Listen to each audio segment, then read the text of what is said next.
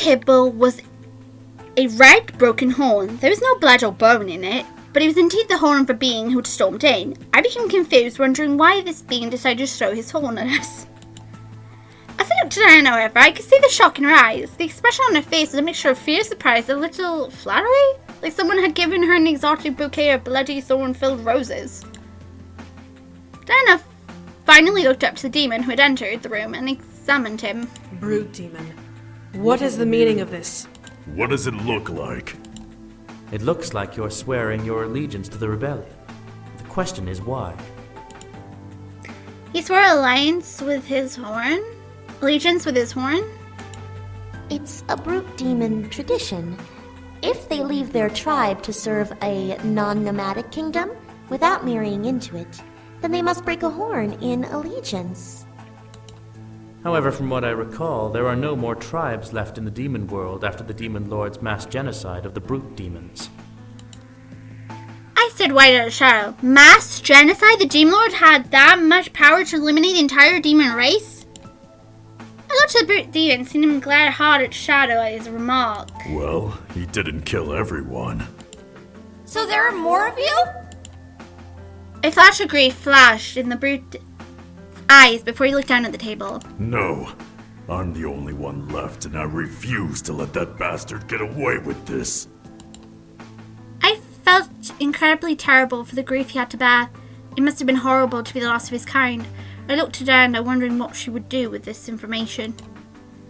The look on Diana's face was enigmatic. She was obviously in deep thought, but how was she going to handle the situation before her? Finally, she took in a breath and uttered a sigh before speaking. Sir Brute, you come swearing your allegiance to the rebellion. Is there anything you demand of us for your service? It was the question she'd asked every alliance leader. They often asked for the promise of freedom or an oath of protection from harm. The demons who were with us in the room simply joined out of their own interest. What about this demon? The brute demon rolled his shoulders back and stared hard at Diana, making her straighten up a bit. I ask for you to perform ascending. Ascending? For the souls of your people? The brute nodded before stepping up and placing his large hand on the table, staring at the back of it in torn shame. My people did not deserve death, but their ashes now lie in the earth. There is no one who can give them a proper sending, so I ask that you, succubus, do this for me in return for my service. I looked at Faye, hoping they would explain, but Diana turned to me and spoke instead. Dear, ascending is a ritual brute demons perform to honor their deceased. It is a ritual of both celebration and grief, so it must be done with a full heart. Oh, thanks. Diana smiled at me and nodded before turning back to the brute. I was happy that she was so willing to teach me despite her position. The brute, however, finally noticed me and glared. A human? What is it doing here? Excuse me? Did you just call me an it? He just called me an it. How rude. Forget about Seiro trying to skewer me when I first meet him. You, on the other hand, just called me an it. I am clearly a girl. Rude. Absolutely rude. Excuse me? It? I became suddenly irritated and stepped forward to confront the demon, but Diana placed a hand on my shoulder and cleared her throat. She is a vital part of this war, Sir Brute. Please do not disrespect her. And my name is Twinkle, not it. Not from Five Children in It, the movie, so don't call me an it. I looked at Anna, seeing her press her lips together in a fine line and stare into the brute's soul. A part of me felt extremely flattered at her protection. However, I could proud to feel Seiro's jealousy aura from the other side of Diana. Seiro, calm down now. Relax with the aura. We can kind of feel your jealousy all the way over here, sweetie. The brute took a hard stare at me before eventually nodding and crossing his arms. So, will you do it? Diana took a moment to herself, staring at the wooden table in thought. I began to ponder as well about it. He seemed to be a worthy ally, but Diana seemed torn. Was it appropriate for a demon who wasn't a brute to do it? I let Diana decide. This is something she should decide for herself and not something I should make her decide.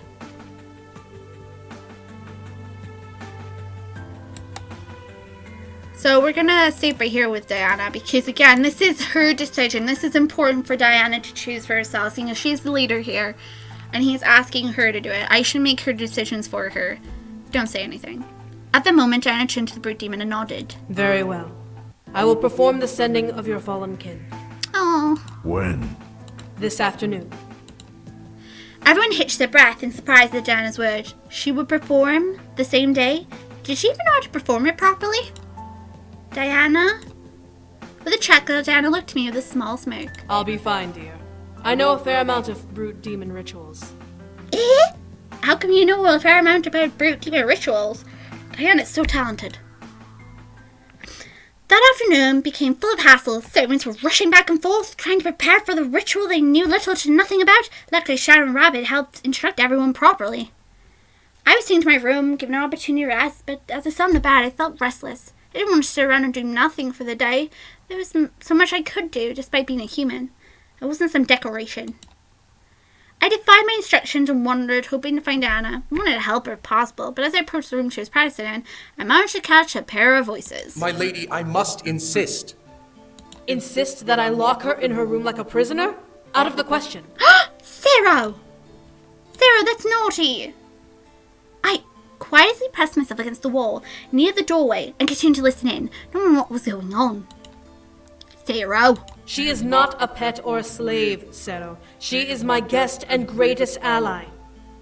I understand this, but she's also a human. Every time someone new comes to forge an alliance with the rebellion, the human's presence is questioned. Well, they're curious in public. They don't see humans that often here, so there's nothing really wrong with it. They're curious like I'm curious about them demons. Look, if you want, I could not be present during the meetings and just hide away in my room and then come out when the meetings are done. Just saying it's a possibility. If they are turned away by a mere human, then they are worthless allies. Exactly. I mean, they're more dangerous than I am. What can I... No, never mind. I got magic. Never mind then. Pretend I said nothing. My lady, you are not understanding my point. Are you forgetting who's going to be queen? Are you forgetting who's head of the family here? I get that you're trying to protect her and all, but still. Then what is the point, Zero? A small silence followed. I was in awe that Diana was defending me so hard. As for Sarah, I began to hear the jealous beast he was hiding. What was he going to do? My point is that people are questioning what she is to you. The question pained me to realize, but I was curious as well. What was I to her? She vouched for me as an ally, but did she like me as I like her? I came with her to fix this world, but I truly came for her. After a painful long silence, Diana spoke again. I care for her. Very much so. Like I care for you, Zero. She is very important to me, for many reasons.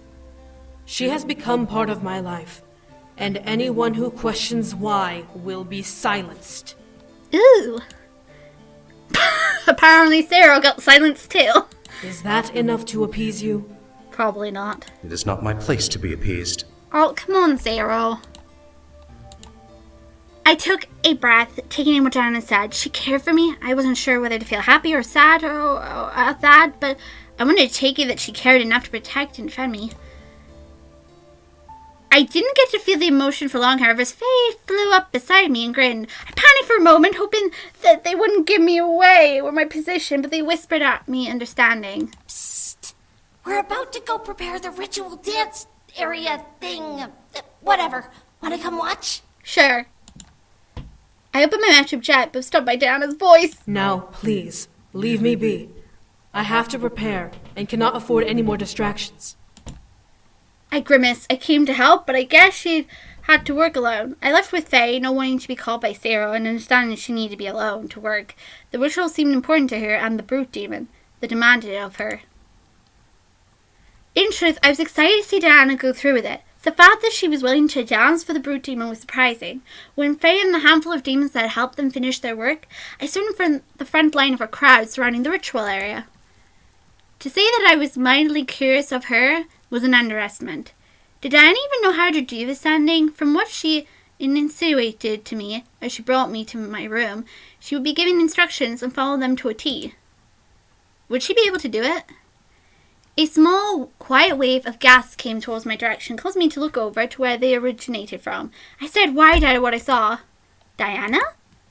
Aw, she looks really pretty. And I get why she got like an outfit on, because obviously when the hair's out of the way. Diana was dressed in some sort of dancer's garb with purple paint over her already tainted skin. Shaping symbols around her body, in her hand were 2 large sabers glowing in the sunlight. She was absolutely stunning.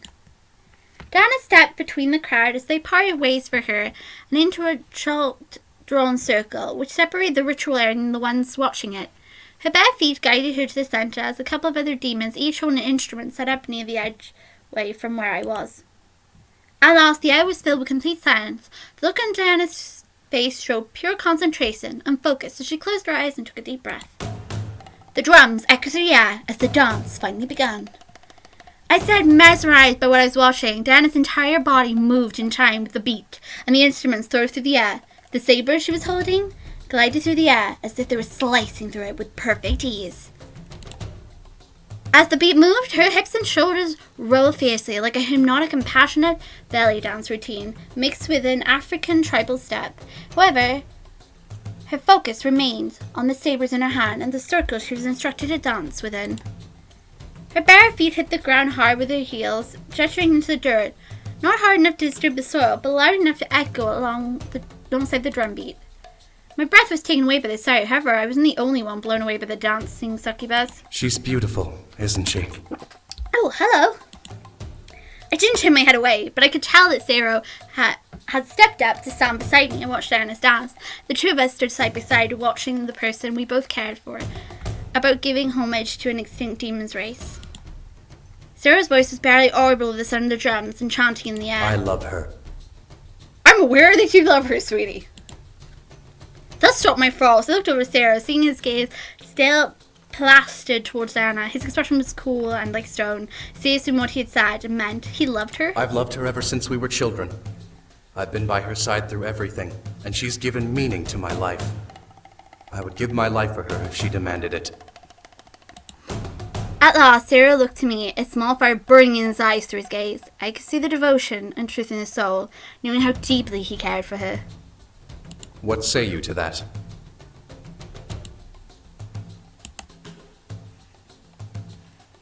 What say you to that? Ha, you want to know what I'm going to say. Okay then, I'll tell you what I'm going to say to you.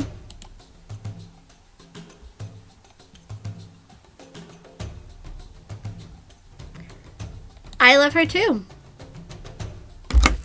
Zero was serious about his affection. So was I. Zero said wide-eyed as I smiled and nodded to him, understanding his feelings. I feel happy when I'm with her. She taught me so much during the time we spent together, about demons and the 5 worlds. I can hardly believe it all exists at once. I looked back at Diana, seeing her continuing her dance with concentration and expression. The more I thought of her, the happier I felt myself becoming. I thought of all she had done. While what she did was a tragedy, it was in desperation. She had no choice. I understood that. I knew eventually that without that act, I never would have learned about this world or magic at all.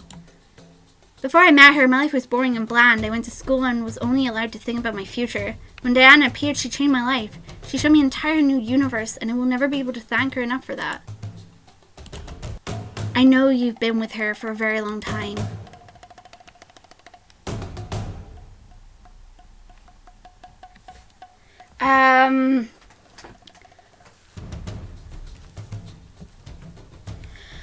Okay, she's important to me, which she is, but I understand your feelings for her perfectly.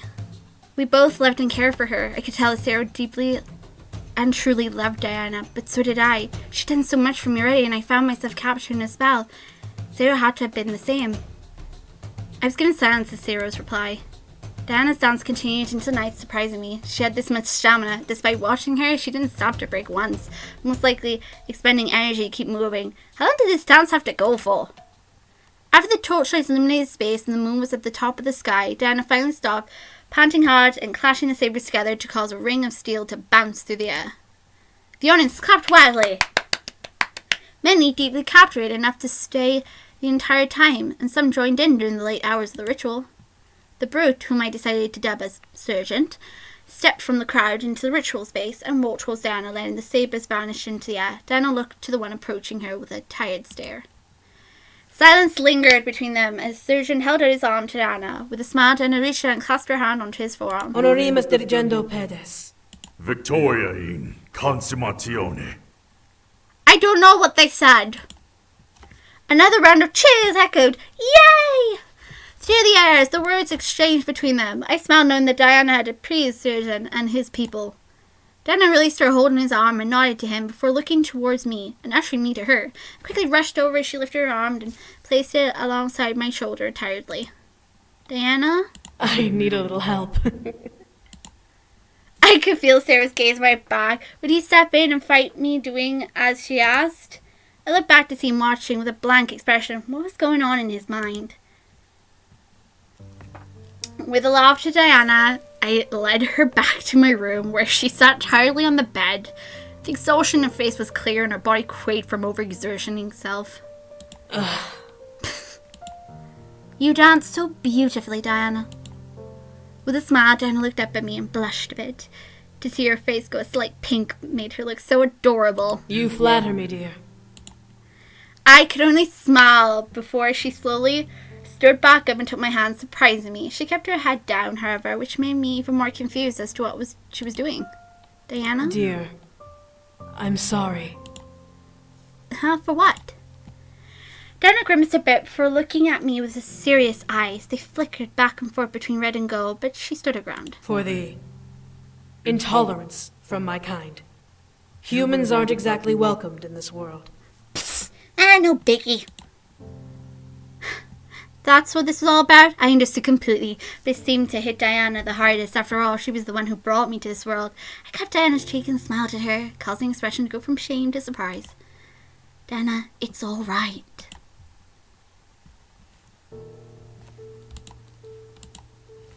Find out what I say in the next episode.